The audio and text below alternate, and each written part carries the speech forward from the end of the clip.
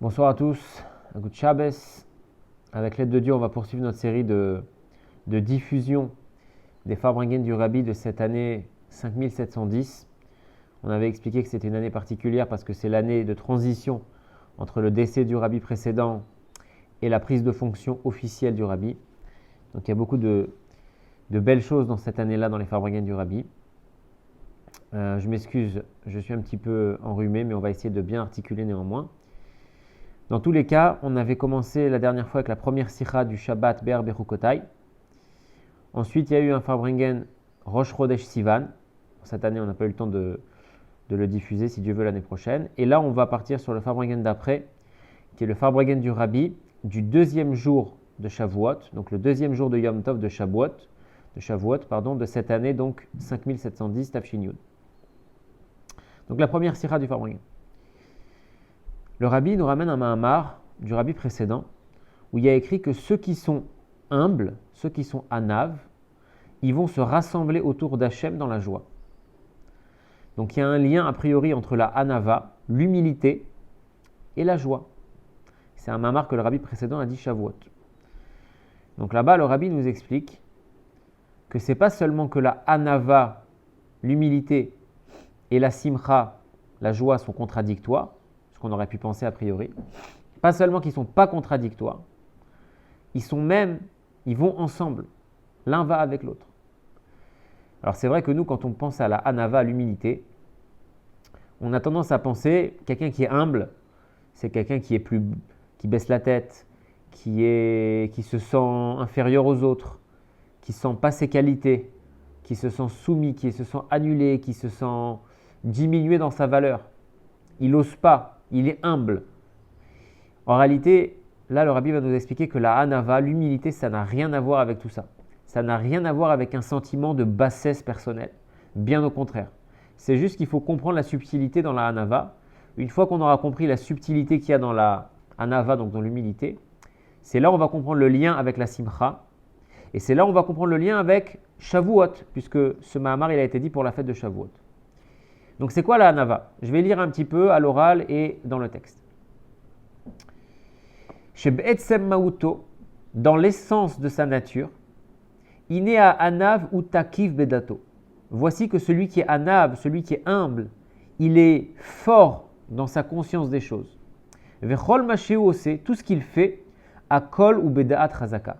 Tout ce qu'il fait, il va le faire avec une intention, une conscience forte. Kishfelut anav, le fait que l'humble, il se voit comme quelqu'un de bas, eino inyan achna'a ou bitul mitzat sheu shafal be'etzem. C'est pas qu'il se voit comme quelqu'un de bas, quelqu'un de nul, si vous me permettez l'expression. C'est pas qu'il se voit comme quelqu'un de bas et comme quelqu'un de nul parce que lui-même, il est bas et il est nul, entre guillemets. Anav yodea malatatzmo, au contraire, quelqu'un qui est vraiment anav, humble, il connaît ses qualités. Il sait que ces qualités-là qu'il a, elles sont très très importantes et très très grandes. Aval liyoto makir et haemet. Mais comme il connaît la vérité, eino choshvim le maala ou madrigat shelo. Il sait que ces belles qualités qu'il a, à la fois elles sont extraordinaires, mais à la fois elles ne viennent pas de lui. Chez makir et haemet de kol inyan atov sheyeshlo. Il sait la vérité que tout ce qu'il y a de bien chez lui, Eino mitzadatzmo, c'est pas grâce à lui si on peut dire. Ki imma sheba beyerusha mavoteinu. C'est quelque chose qui lui vient en héritage de ce que nos pères nous ont transmis. Ce que on a de nos ancêtres, ce que Hachem nous a donné comme qualité. Ou mishumze ou abitul. Et donc comme il a conscience de cette vérité-là, alors il est annulé. Aval bitul ze eino inyan ashvelut. Mais cette annulation qu'il a, c'est pas une annulation de type je me sens moins que rien. Mais c'est justement, il a conscience de la vérité. Il ne va pas faire attention à ce que lui, il veut. Parce que, à ses propres yeux, il n'existe pas. Et par ce bitul, par cette vraie annulation qu'il a, il va devenir un keli pour être vraiment joyeux. Ça veut dire quoi tout ça? Ça veut dire que quelqu'un qui est humble, c'est pas quelqu'un qui se ressent comme quelqu'un sans aucune qualité, moins que rien, inférieur aux autres. Ce n'est pas ça l'humilité. L'humilité, c'est quoi? C'est à la fois j'ai conscience de mes qualités et j'ai conscience qu'elles sont bien là et qu'elles sont bien, bien, bien importantes et extraordinaires. Mais d'un autre côté, j'ai en même temps conscience de la vérité que ces qualités-là ne viennent pas de mon propre mérite, si on peut dire. C'est des bonnes qualités que j'ai héritées de mes ancêtres, ou bien c'est des choses qu'Hachem m'a données. Et donc, à la fois, j'ai conscience de mes qualités, mais à la fois, je sais qu'elles ne viennent pas de moi. C'est un cadeau qu'on m'a fait. Et donc, comme c'est un cadeau qu'on m'a fait, et comme c'est Hachem qui m'a fait ce cadeau, je vais être bébitoul, sous-entendu, je vais être annulé dans le sens, si Hachem il m'a donné ces qualités-là, c'est pour accomplir quelque chose. Donc, je ne vais pas commencer à réfléchir, est-ce que j'ai envie, est-ce que je n'ai pas envie, est-ce que ça me correspond, est-ce que ça ne me correspond pas. Quand je suis vraiment anav, quand je suis humble, à ce moment-là, j'ai conscience que les qualités que j'ai, qui sont extraordinaires, elles m'ont été données par Hachem, en héritage de mes ancêtres, ou bien peu importe. Et donc, comme elles m'ont été données par Hachem, ça entraîne automatiquement une annulation dans le sens, comme elles m'ont été données par Hachem, c'est bien pour faire quelque chose. Donc, je vais faire ce que j'ai à faire sans prendre en compte les obstacles et les choses qui pourraient me bloquer. Je suis focalisé dans ma mission parce que j'ai conscience de la vérité que mes qualités viennent de Dieu. Et donc, une fois qu'on est dans cette optique-là, à ce moment-là, c'est là où on peut véritablement être un réceptacle pour la simcha. Parce que on est joyeux du cadeau qu'on nous a fait et on a la force de faire ce qu'on a à faire. Donc, on atteint un niveau de joie, mais qui n'est pas une joie, moi, je suis heureux de ça ou de ça. On a conscience du cadeau qu'on a et donc, avec ça, on va pouvoir faire notre mission. Et donc, ça, c'est ce qu'on appelle une simcha eliona, comme si une joie qui vient d'en haut, si on peut dire. Une joie qui vient, mais pas d'en bas, d'en haut. Bon. Donc, on a compris le lien entre, finalement, la anava et la simcha. Parce si on prend la anava, l'humilité, de manière superficielle et qu'on se dit « je suis un moins que rien », alors forcément, quelqu'un qui se dit qu'il est un moins que rien toute la journée, qui ne vaut rien, il ne peut pas être besimcha. Mais si on a compris ce que c'est vraiment la anava, on a compris que grâce à la anava, on a une annulation et donc on peut avoir accès à ce qu'on appelle une simcha eliona. Okay. Donc on a compris le lien maintenant entre la anava et la simcha. Maintenant, on a dit c'est quoi le lien entre ça et Shavuot, puisque ce Mahamar du Rabbi précédent sur l'humilité et sur la simcha, il a été dit pour la fête de Shavuot. C'est quoi le lien avec Shavuot? C'est que Shavuot, il y a eu quelque chose qui s'est passé. Hachem, il a fait quelque chose d'extraordinaire à Shavuot, c'est quoi? Le Midrash nous donne un exemple.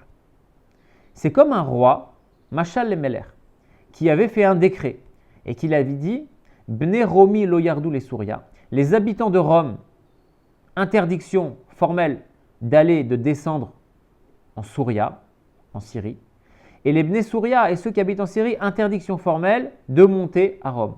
Ouais. Imaginez-vous dans un royaume qui s'étend sur le monde entier, le roi qui dit voilà, les habitants de Rome, interdiction de descendre en Syrie, et les habitants de Syrie, interdiction de monter à Rome. Il y avait un décret du roi, une barrière, que ce qui était en haut ne pouvait pas descendre en bas, et ce qui était en bas ne pouvait pas descendre en haut. Spirituellement parlant, c'est quoi? C'est qu'on dit qu'avant Matan Torah, il y avait les mitzvot. Les patriarches ont dit ils ont fait toute la Torah avant que la Torah soit donnée. Mais quand on faisait une mitzvah avant le don de la Torah, c'est l'objet matériel qu'on utilisait pour faire la mitzvah. Après avoir fait la mitzvah avec, la kedusha ne rentrait pas dans la matière. Le spirituel ne descendait pas s'habiller dans le matériel. C'est pour ça que les objets matériels qu'on utilisait pour faire les mitzvot n'avaient pas de caractère sacré. C'était des supports pour matérialiser une intention spirituelle et mystique, mais il n'y avait pas le spirituel en retour qui descendait s'habiller dans la matière. Donc c'est pour ça que l'objet de mitzvah n'était pas saint, on pouvait le jeter après. Il n'y avait pas cette imbrication entre le spirituel et le matériel. Il y avait comme une barrière. Il y avait, comme à l'image de ce roi qui fait un décret, les habitants d'en haut ne descendent pas en bas, les habitants d'en bas ne descendent pas en haut. Le spirituel ne peut pas descendre dans la matière et la matière ne peut pas s'élever vers le spirituel. Quand il y a eu Matan Torah, on dit là, Hachem il a annulé justement ce décret. Il a annulé cette barrière entre le spirituel et le matériel. Si bien que de nos jours, quand on fait une mitzvah, ce n'est pas seulement que l'objet matériel et l'action qu'on va faire vont exprimer et vont faire quelque chose dans le ciel. Oui, c'est vrai. Ça va avoir une influence dans les mondes supérieurs et spirituels. Mais en retour, si on peut dire, la sainteté va descendre et s'habiller dans l'objet. C'est bien qu'aujourd'hui, un Sefer Torah, des tefilines, une mezouza, on ne peut pas se comporter n'importe comment avec. Parce que la sainteté vient imprégner la matière. Ça, c'est une nouveauté qu'il y a eu au don de la Torah. Que Hachem, il a enlevé cette barrière entre le spirituel et le matériel. Donc dans Shavuot, il y a cette idée-là qu'Hachem, il a enlevé ce décret. Donc si Hachem, il a enlevé ce décret, ça veut dire que nos actions matérielles, maintenant, elles sont, entre guillemets, plus importantes. Puisque nos actions matérielles, elles provoquent quelque chose dans le ciel. Elles provoquent quelque chose chez Hachem. C'est ce qu'on avait vu exactement dans la paracha de Be'er Bechokotai, dans le Farbrengen.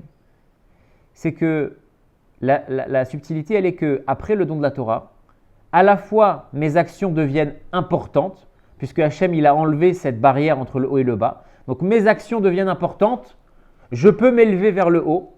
Ce que je fais, ça a un impact en haut, mais à la fois mes actions ne sont pas importantes en tant qu'elles-mêmes, puisqu'on avait expliqué le système. C'est pas que ce que je fais en soi c'est important et ça a de la valeur aux yeux d'Hachem. En réalité, ce que je fais c'est insignifiant pour Hachem. Mais Hachem a décidé d'enlever cette barrière. Hachem a décidé de donner de la valeur à mes actions. Donc mes actions à la fois sont importantes, mais pas parce qu'elles sont importantes en tant qu'elles-mêmes, mais parce que Hachem a donné de la valeur à ces actions. Donc c'est exactement la même notion que la Hanava. Le Hanav, on a dit, c'est quoi? Quelqu'un qui est humble, à la fois il a des qualités extraordinaires et c'est des vraies qualités, mais à la fois elles ne viennent pas de lui. Et bien c'est pareil.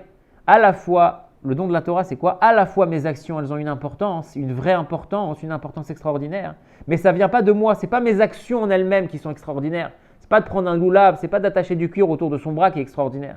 C'est Hachem qui a décidé que ça le touche. Donc de la même manière que le vrai Hanav, le vrai humble, il a conscience de ses qualités.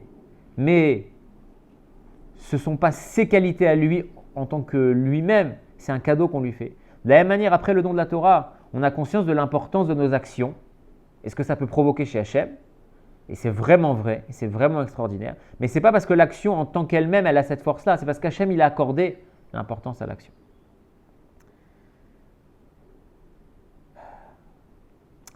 Et maintenant, le Rabbi continue. Ve'aora mise benoga eleinu. Et maintenant, c'est quoi l'enseignement en ce qui nous touche, en ce qui nous concerne à nous? Toujours, on avait dit la dernière fois, quand le Rabbi il dit dans cette année-là, benogeya, qu'est-ce qui est nogea chez un chassid? Qu'est-ce qui touche un chassid? Là, il va parler de hitkashrut. Il va parler d'un attachement entre le chassid et le Rabbi. Toujours quand c'est comme ça, je vous avais dit, des fois, le Rabbi parle d'un concept de manière, une mitzvah par exemple, qu'est-ce que ça veut dire concrètement? Après, on va expliquer le message un peu plus profond qu'il y a, al-pi chassidut. Et après, benogeya eleinu, comment comprendre ça dans l'attachement qu'un chassid doit avoir avec le Rabbi? Regardez ce qu'il dit. Tzrichim anu leda, on doit savoir, chez Amaalot ve'akochot sheyesh lanu, que toutes les qualités et les forces qu'on a, einam ela ma shenitan lanu al yedei gvod dushat mori vechami admu, ça n'est que ce que nous a donné le Rabbi. Toutes les qualités et les forces qu'on a, ce n'est que ce que nous a donné le Rabbi. Ou bemeila, et donc en conséquence, tzrichim anu liyot betachlit habitul, on doit être complètement annulé. Les malais et ashlichut shel Rabbi b'chol hatokef, d'accomplir la shlichut du Rabbi avec toute la force. Kamo, comme on a dit au début, chez Anav be'etzem ma'uto, que quelqu'un qui est vraiment humble, ou takif bedato, il est quelqu'un de fort dans sa conscience des choses, dans son intention, qu'est-ce qu'il fait? Il est fort. Mibli litrachev beshum afra'a, il ne va pas être perturbé par quelconque obstacle à LMV Esther, quelconque voile. C'est ce qu'on a dit au début. Le Hanav, il a conscience de ses qualités, mais à la fois il sait que c'est un cadeau. Donc, quand il fait quelque chose, un vrai humble, ce n'est pas quelqu'un qui fait les choses en baissant la tête, en s'excusant, etc. Pas quelqu'un qui est plus bas que terre. Un vrai humble, il a un tokef, il a une force, parce qu'il sait qu'il ne vient pas en tant que lui-même. Il vient en tant que représentant de celui qui me donne la force. Il vient en tant que représentant de celui qui me donne la mission. Donc un Hanav, à la fois, il a conscience de toutes ses qualités, mais à la fois il est humble en lui parce qu'il a conscience que c'est un cadeau. Mais il est fort dans ses actions, il est déterminé, il est résolu. C'est ça un Hanav, un vrai Hanav, un vrai humble.